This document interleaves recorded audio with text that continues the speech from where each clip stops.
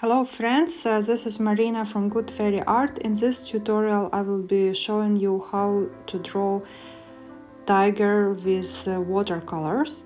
I'm using a watercolors brand name Cotman in this video, and I'm starting with a very diluted mixture of blue color to highlight the white areas of the tiger's face and shoulder and front leg. And then I'm adding a little bit of raw sienna around where I just went with blue, so I have a nice mixture of these two colors, which gives a little bit of shape to the supposed to be white area of the tiger, but it gets it darker. And I also added a little bit on ears because it's like a bit of sunshine on the ears. Then I'm adding more of sienna mixed with cadmium yellow. So I'm just filling out the spaces between the lines of the tiger. So unintentionally, like I'm not covering whole areas, just a few strokes at the back of the tiger. And then I'm gradually adding more of sienna to make it darker. And using a big brush, I'm just trying to cover as much space as possible. And then I'm adding a little bit of red and yellow back to this mixture, so I'm having a stronger hue of sienna, and I'm filling the spaces right next to the brown and also on his face area. So I like when two colors they blend together and we have like a nice flow between darker and lighter colors. And eventually I'm adding more of the red, so I'm having darker hues of red and brown, and I'm adding a bit of shading around the ear area and also around the stripes of the tiger.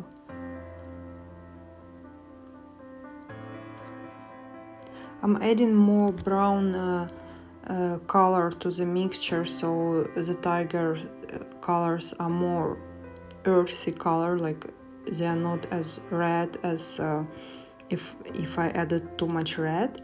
So this earthy colors of sienna and brown and umber together, they make a good combination, and it makes like a volume at the back of his bag, like there is a nice texture and the flow between different colors.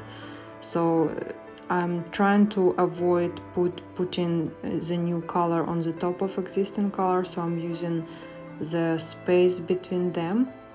And now I'm starting adding more of the red, but again mixing it with the colors I already have, so it's not bright red, it's very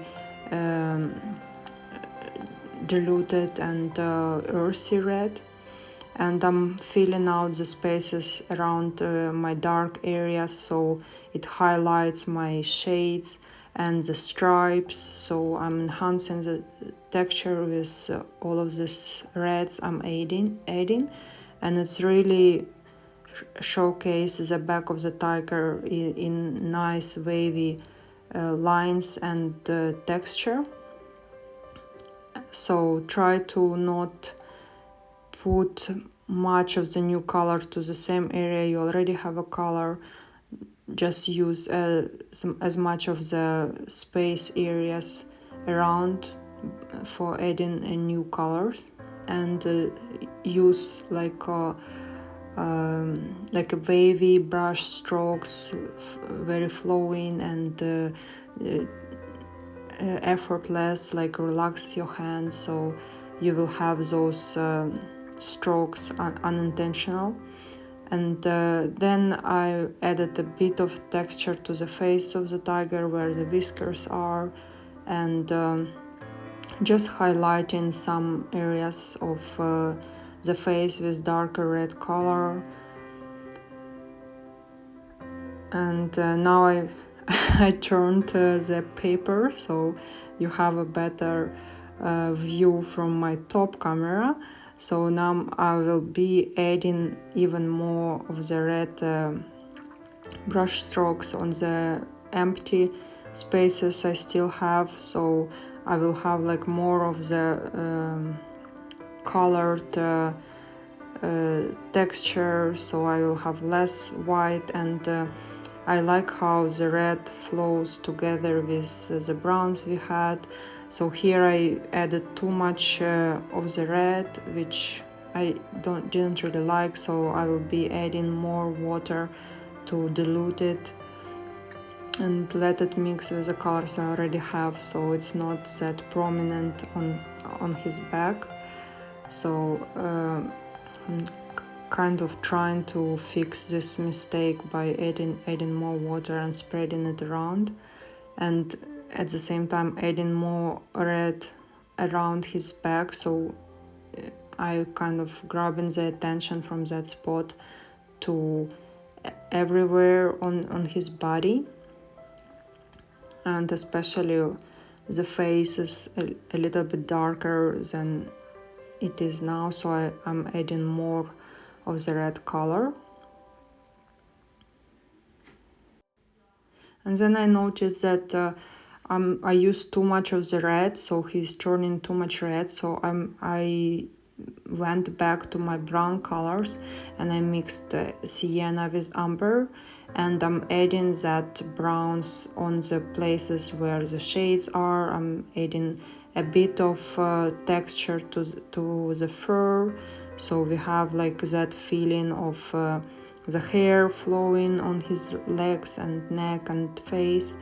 So I'm using different pressure on my brush, so the strokes are having different color because of that.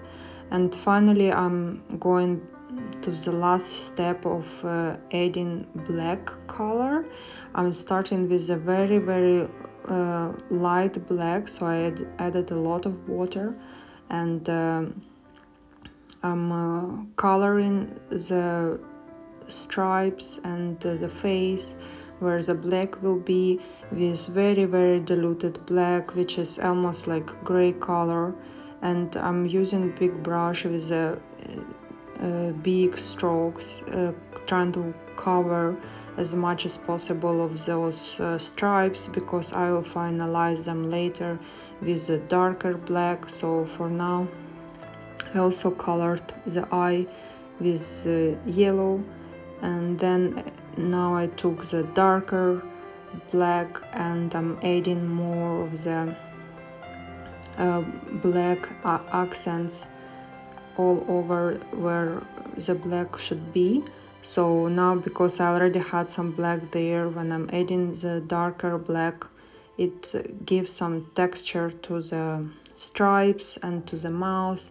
Here I have some whiskers, so I'm coloring between them to make a shape of his mouth. So his mouth is in the shade, so I'm adding black there.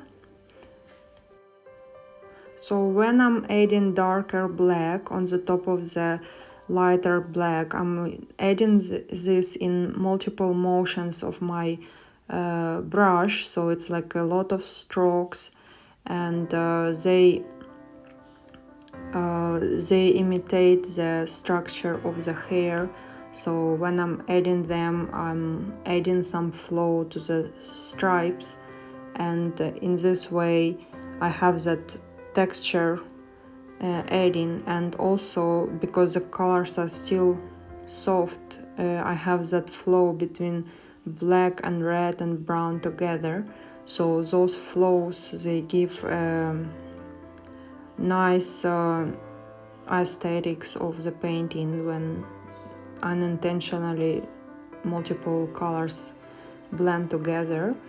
And with darker black, I'm just adding few details on the stripes, on the legs, and just kind of branching them around, so they even though like they might not be there, but I'm just adding them for aesthetic, so we have like more strokes, like especially on the face area and legs area. I used like a smaller strokes around the eye area and the forehead, because they are like very detailed and multiple, so I'm adding them at the end, and also defining the whiskers and the mouth area. And at the end, I actually painted the background, the solid black and green mixture, and I painted the flowers. But in this video, I didn't really have time to record it, so you will see it on the cover.